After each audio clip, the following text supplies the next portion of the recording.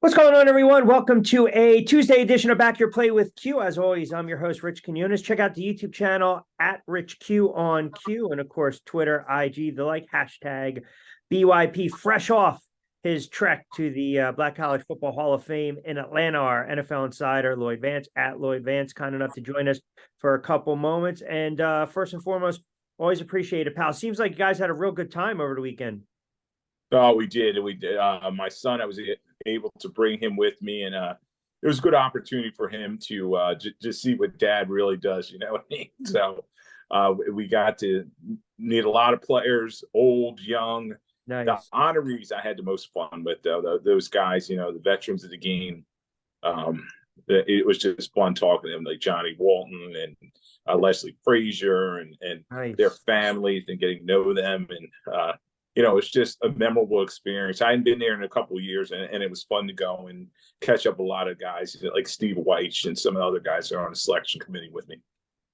No, that's great. I'm glad you enjoyed it, and I'm sure it was a real fun time with your son. All right, so let's kind of get into some news and notes from around the league, like we typically do.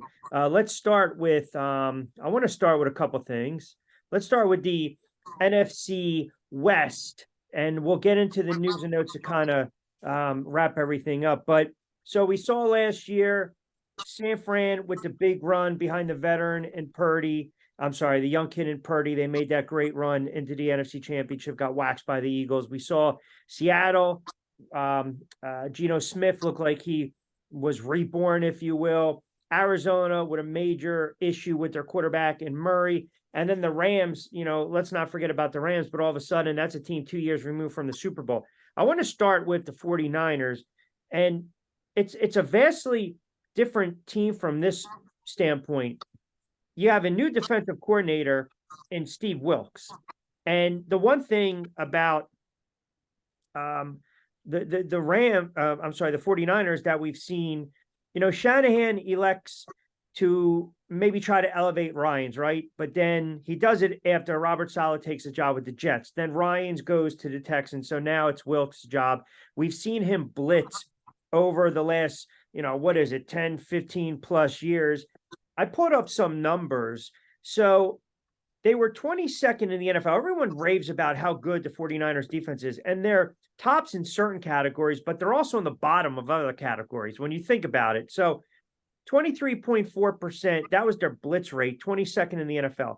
Their DBs, Lloyd, 9.8%, which was right around 16th in the league. Now, I bring that up because even when you go back to last year as a whole, 22.8, 11th in the league with the DBs at 10.7. So I believe this is a team, once again, they're going to be predicated on getting to the quarterback. They've got 8 defensive starters returning. We know how good they are in Bosa and Armstead and Warner and Greenland and whatnot, or Greenlaw. I'm a little concerned, though, because I've watched Wilks' defenses over the years, and it is almost a feast or famine. I don't think there's major threats within that division for San Francisco. It's one of the reasons that they're sitting at right around minus 165, maybe 175, 180, depending upon where you hang your hat. But that concerns me a little bit. And then the quarterback position. I mean, at the end of the day, who really is going to be the quarterback going forward with the 49ers? Yeah, Q, that's a great question. And I don't think anybody really knows that except Shanahan. And he's trying to figure it all out. John Lynch, the general manager, as well. And, they still have Trey Lance sitting there coming off that ankle injury from a couple of years ago. But he's going to want his opportunities. And you have Brock Purdy coming off the elbow injury from the NFC Championship game. And then you have Sam Darnold, who could be a dark horse in this situation. I know they're talking him up already. You know how it is in mini camps. Everybody just looks great. And then going into training camp, everybody looks great. So we're going to see once the pads come on. But I think first and foremost, you're going to see Trey Lance get his opportunity because he's probably the most healthy. And they're going to give him his chance to start. But eventually, Brock Purdy, if that elbow injury is sufficiently healed, he had surgery, kind of late. I think it was around the March time frame, April. And so he may not be totally healed by training camp. So, if it's not Purdy that's healthy, I think they have Lance that opportunity to go in there with this offense. And you're right, the defense it's going to be interesting because Steve Wilkes comes in there. He knows his division. He's a former head coach of the Cardinals, and he's coming over from a stint with the Browns. But there are the pieces there. But this defense, as you were saying, the pressure rate was not there. Now they did not allow a lot of points. They only allowed 277 points, which was 16.3 per game, which was first in the National Football League. So they kept people out of the end zone. But you saw, particularly in the NFC Championship game, that teams were able to move the football on again. Jalen Hurts was able to move that ball down the field to Brown, and he had a field day on him. So, some change coming here. But when I look at this division, first you have to think that the Niners are head and shoulders above most of these teams in there. Yeah, and they were put in such a precarious position after Purdy goes down, right? I mean, you get a journeyman backup, can't move the ball. He gets pretty much knocked out. Then they got to go to Christian McCaffrey and basically, it's just like hand it off to the H-back and try to make something happen. I mean, it's just one of those unfortunate situations where it really derailed the season at the worst possible time. You mentioned Wilkes, Arizona. Let's segue into the Cardinals. Now, they were 4-13 last year. New head coach, obviously, no Vance Joseph. They got the young kid, I think the 29-year-old Nick Rallis back there. You got Jonathan Gannon.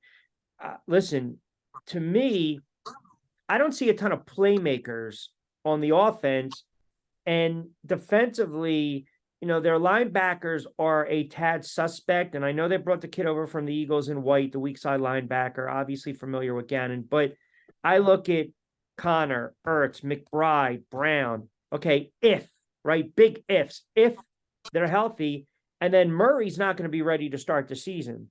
So then that begs the question, all right, do you throw the reins over to the kid from Houston, Clayton Tune? Do you give it to Colt McCoy, who's not going to blow you away with his arm strength, but he's a gamer? I mean, they have to weather that early storm. And I don't know. If you're going to rebuild, then why even start McCoy for the handful of couple games? Or do you think you can at least weather the storm in that division and get through the first 4 or 5 weeks? Because, when Murray comes back, he's still going to be rusty.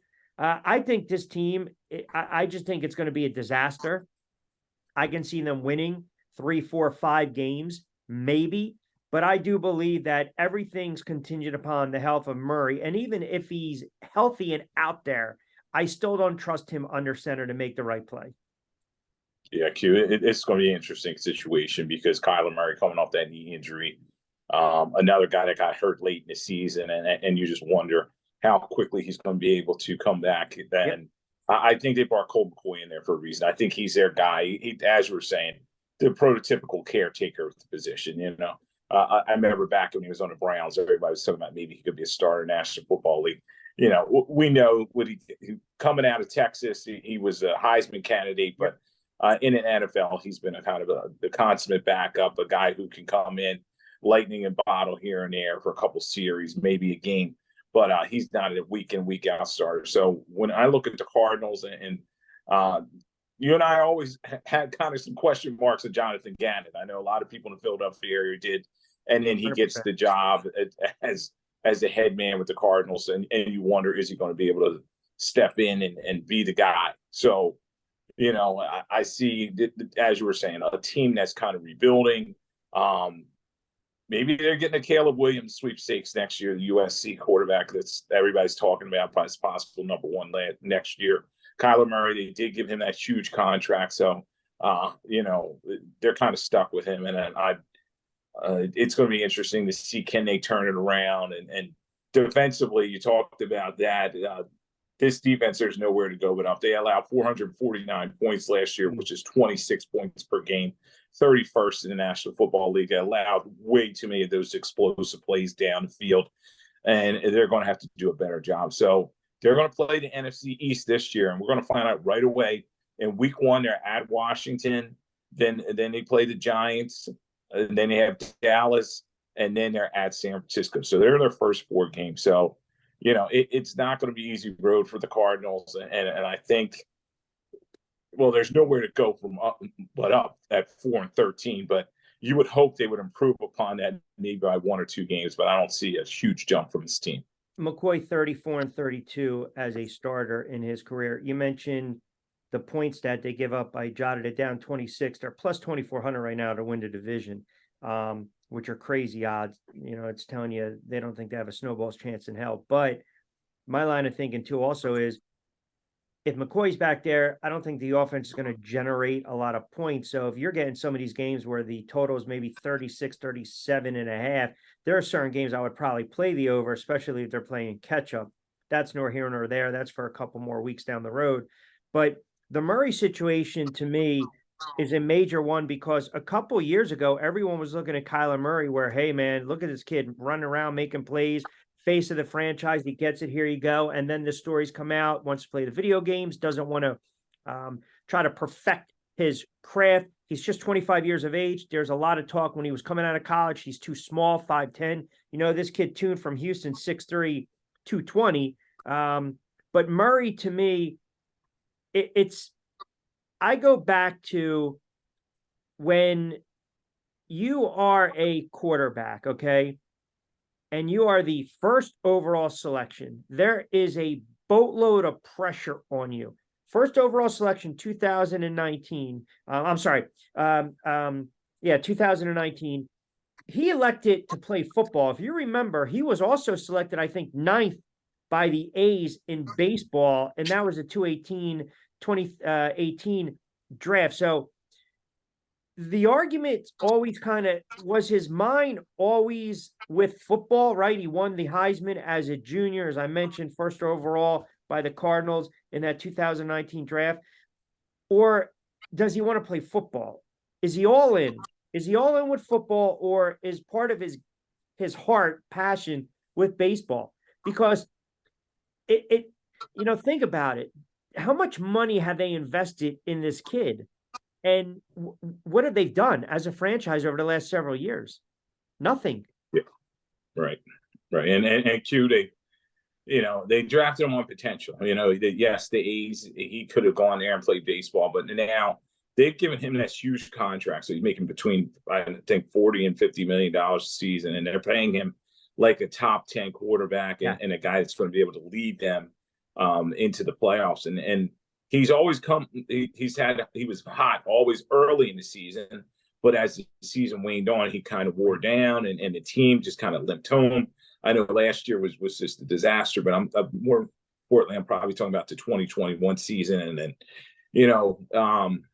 when I look at him, you wonder about that size, as you were saying. A lot of scouts that I talked to when he first came out of Oklahoma was all saying the same thing. Is he big enough to take the pounding as an NFL quarterback? Yes, he can run around and make plays, highlight real plays, but the move the chains type play, the smart play, he's just not done in his career. I think about that Eagles game that I watched, and he had a chance to end that game, and he didn't, and he gave that sliver of hope to the Eagles because he left time on the clock, and then they come back and win the game. So he's got to make better decisions as a quarterback. And as you're saying, a lot of people are questioning his film study. If he was smart, he'd kind of look at the career of like a Michael Vick, of a Vince Young. These are guys that were making plays early in their career, but as they got older, they said, their habits, in terms of their study habits, just did not help them. And it became difficult as they got older, as their legs weren't what they used to be. So, maybe Jonathan Gannon can come in there and give him a spark. We'll see.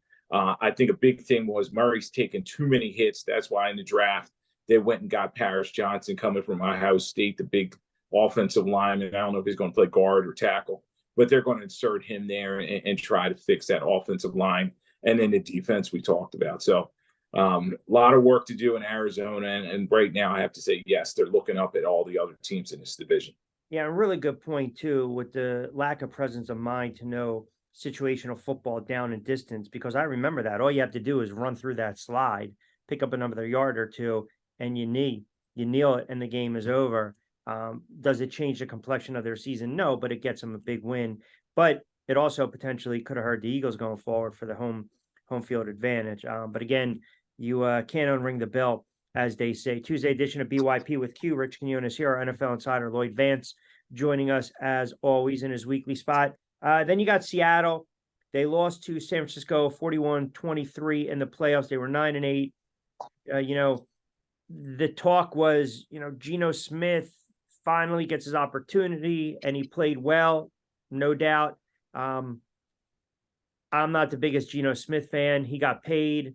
Kudos to him. Now you gotta back it up and do it that second time around. They can run the football, obviously, will walk over 1,000 yards. It's one of the reasons Penny became expendable. They only averaged 231 yards passing, but they ran for $120. Their offense is predicated on running the ball and not having the quarterback turn it over and make mistakes. Listen, was last year a fluke, an aberration with Geno? Did everything kind of click for him? That light finally go on, so to speak? I mean, can we see him duplicate his success from last season, especially after he gets paid? Yeah, Q. When I look at Seattle, they're a solid middle of the road team, and they ended up 9-9 after the playoff loss. And Pete Carroll, you got to wonder, has his message finally waned on this team? They kind of struggled in Russell Wilson's last couple of years. Yes, Geno Smith came in there. He was efficient. You hate to use that term game manager, but that's really what he was. He was a guy who was getting the ball to Metcalf when he needed to, but getting Kenneth Walker to run the way that he did, that was a great pickup for him. I'm not sure if he won Rookie of the Year, but he was pretty close. It's a situation where they bring Geno back on a nice value contract, and they're just going to see what they can do. But when I look at that defense still it's just not what it used to be. Everybody talks about the Legion of Boom days; they're long gone. Now they're trying to bring back Bobby Wagner, see if he can help them out, and they also brought in Draymond Jones, a defensive end, and a DB, the Julian Love.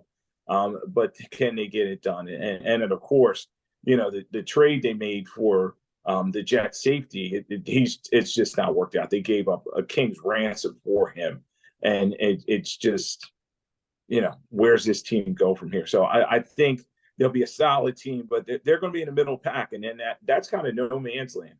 And you're not drafting in the top 10 to get a high first round guy that's going to make an impact right away, and then you're not really playoff team. So they snuck in the playoffs, which is good. There's 7 teams that made it, but they start with the Rams. We're going to find out how they are with them. Then they're at Detroit, a team that we've talked about as an up and comer. Carolina, and then they're at the Giants, and then they get an early bye in week 5. Yeah, I mean, Carolina, we don't know who's going to be the quarterback. I mean, we think we know who's going to be the quarterback, right? And then the Giants, they've got their issues with Saquon. We'll talk about them in a couple moments. So that's not a bad stretch to start the season, but you got to win some of these games. Rounding out the Rams, I mean, anytime you go through not 1, not 2, not 3, but 4 quarterbacks in a season, you're pretty much going to have a crappy season. Last year, Stafford, Mayfield, Perkins, and I think the other kid was Wolford. So you had 4 quarterbacks under center last year. I mean, let's not forget, man, this is a team a couple seasons removed from winning a Super Bowl, and they were kind of leaking oil going into the playoffs. They weren't like a juggernaut of a team. I mean, you go back to that loss to the game against the Buccaneers. The Rams were a beatable team. They come back and they kind of go out with a whimper last year, and that's all because their veteran quarterback couldn't stay healthy. I thought, during the season, I'm like, all right, you know what? I think Stafford's a shot quarterback. Again, it's just kind of the theme, right? It boils down to who's going to be healthy under center for the Rams. And I'm not overly sold on this team's offense either. I think they got old fast. I think they sold their soul. They got their Super Bowl, and now they're kind of paying the devil. Yeah, they were the team that said, Les Snead, their general manager, and Sean McVay, their head coach, they were like, we don't need draft picks. We kind of trade them, and we're getting these guys that instantly come in here and help everybody. And yes, Vaughn Miller and guys like that were able to jump in and help them win that Super Bowl that you talked about. But a lot of those guys, they had those defections. And then last year, injury bug was just brutal for this team. Their 3 superstars, Matthew Stafford, Cooper Kupp, and Aaron Donald, played a combined 22. They missed a combined 22 games. So that just shows you, not having those guys, that was the key indicator for them to finish 5-12. Yes, you hope that they can turn that around, and Stafford can get some of that magic that he had back coming over from Detroit. But you're starting to wonder, Stafford at his age, how much does he have left in the tank? And in the draft, it was, they didn't pick until the second round, number 36. Yep. So they didn't even have a first round pick.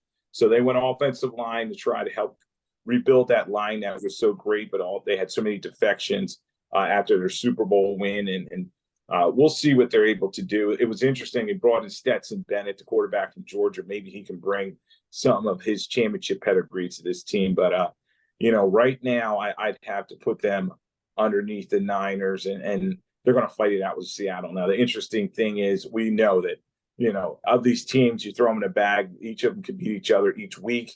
They all seem to always have a record in division of like 3-3. So Right. It's going to be fun to watch. But the Rams have some rebuilding to do, and we'll see if McVay's up to the job. Seattle plus 220. The Rams anywhere from plus 700 to 850. And remember, too, last year, Beckham basically didn't sign with a team during the entire season. So you could have made the argument, could have been MVP of the Super Bowl before he goes out with that ACL injury. All right. So nothing new, right, with players not reporting. We've seen it before. Jones, Chris Jones with Kansas City, I think, what was that, a 4-year, $80 million deal in 2020 already, not showing up, mandatory mini camp. And then the big news coming out of Buffalo is Diggs not at camp. His agent says he is. So your guess is as good as mine. I mean, look, I understand where we're at, right, in the NFL, and I understand where we're at with some of these players, but some of these guys, man, they sign a contract, and then all of a sudden, a year or two later, they want to make revisions. It just, I don't know. I just, apparently, like I said, absent from the team's first mini camp, left the facility earlier in the day from an issue the team is working on internally. Okay, is it possible this guy's still pissed off how they choked late in the playoffs last year? I mean, what's the issue? Yeah, it's they get these signing bonuses and guaranteed money up front, and then if it's a longer deal over 4 years or so, that a lot of that money's play money, but they're beholden to it. Their team does not have to change their contract just because they want to and the agents want to. The NFL is a hard line league in terms of contracts. We know their money's not guaranteed, and that it's basically a year-to-year situation. And Diggs, he needs to get happy there because they're not going to let him go anywhere. And he's Josh Allen's guy, and maybe they can slide some money from the back. I've seen teams do that in the past, but at this point, in mini camps and mandatory OTAs, they're still not being fined enough that it makes a difference. And we'll see once training camp starts. I think they can find them upwards of like $40,000 a day if they're not in training camp and they have a signed contract. So that's a lot of money to be leaving on the table. We haven't seen a lot of holdouts into training camp and into the season because of that fact. If you're Josh Allen, though, why even open up Pandora's box? Why even open that up and basically start to say, well, you know what, we can do a little more to support him, quote, a little bit better in what we're doing here, and quote, getting him the ball or getting more involved in the game plan. That to me reeks of he wants more touches and he's being a friggin' prima donna, diva wide receiver, as great as a player as he is. And that also reeks of he's probably yapping when he goes back to the huddle and he believes he's open on every single play and the quarterback's not doing his job of getting in the football, which again, sorry to just beat this horse to death here, which reeks again for the third time of a major disconnect between basically two all pros and your franchise quarterback. And in this case, I got news for the viewers out there. The franchise quarterback will win this battle.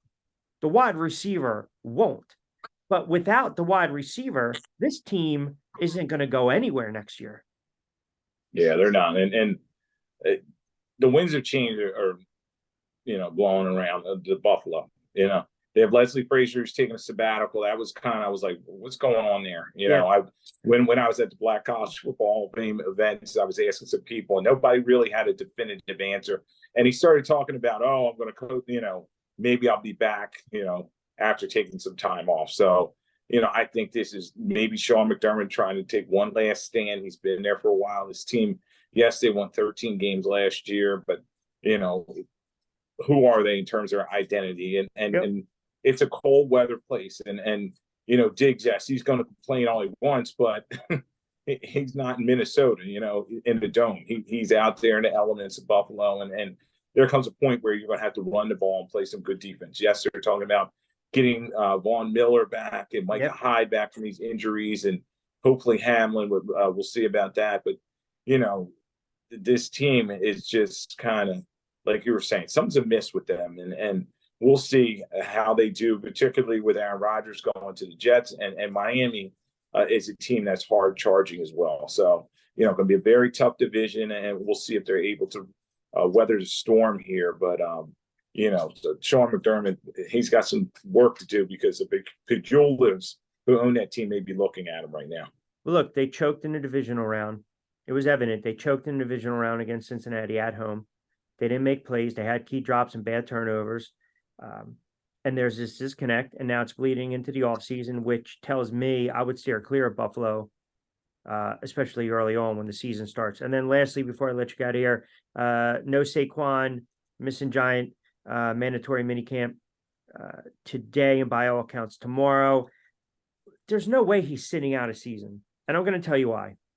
Because the last running back to sit out a season basically derailed his own career, and that's Le'Veon Bell. I don't see Saquon doing that. But again, he still hasn't signed the franchise tag. So by all accounts, if $14 million was put on the table, look, we know what he means to the offense.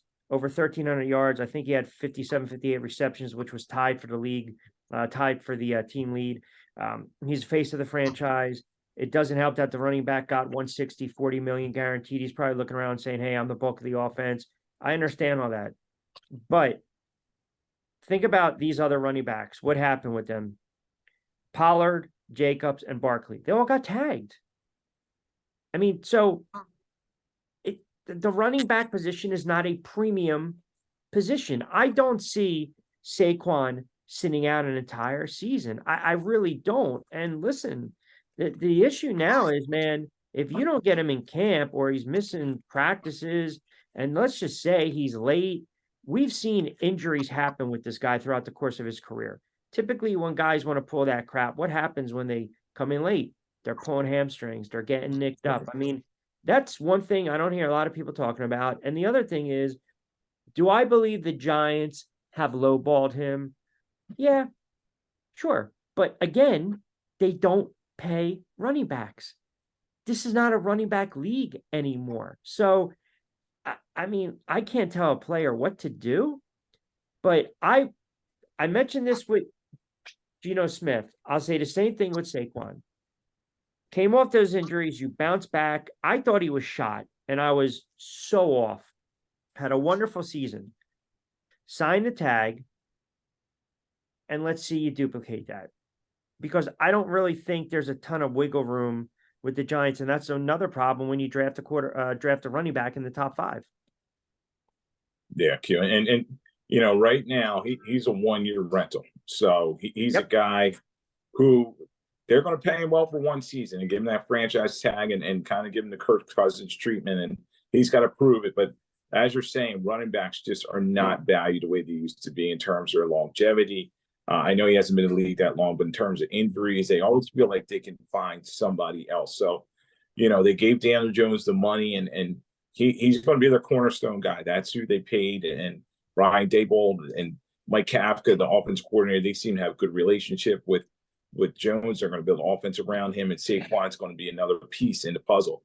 But he's not going to be the main guy. So I see him kind of staying on the side, as you're saying, until that July date where he has to sign the franchise tag and report. So, he's going to stay away from the team. And then, as you're saying, there's a difference between working out in the gym and doing football stuff. You know what I mean? So, as soon as the pads come on, as you're saying, you get the pulls, the soft tissue injuries that kind of come with the contact of not being ready to play football. So, they brought in Matthew Breida as a backup. We'll see if he's ready to come in there and help out. And they're going to try to see if they can kind of rebuild this offense around some of the receivers and Jones, and bringing in the tight end, Waller coming over for the Raiders. So, Saquon, him and his agent, I wish them well. You want everybody to get paid, but it's the economics of the National Football League that they're not 100%. playing running back anymore. Listen, he deserves to get paid, but he's also a running back who is off injured. Granted, he had a wonderful bounce back season. He is the offense, and he's probably feeling slighted because he looked over and he saw that his quarterback is making what he makes, but that's the market for quarterbacks. That's not the market for running backs, but I know he knows that. Again, Lloyd Vance, at Lloyd Vance, our NFL writer, researcher, historian, PFWA award winner, and of course, on the selection committee of the Black College Football Hall of Fame. We'll see if we can, we might have a special guest later in the week. Lloyd and I are working on, so definitely keep it locked into BYP. All right, so next week, we got to continue with the NFC. We'll start to look at the AFC. And then, like I said, man, before we blink, dog days of summer, training camp, August, week 1, boom, here we go. Picks, overs, unders, spreads. Nice. You name it. There you go. You name it. We'll run through the gamut with it. But always appreciate a couple moments, Pound. Thanks for jumping on a Tuesday edition of BYP. All right, Q. Thanks for having me on.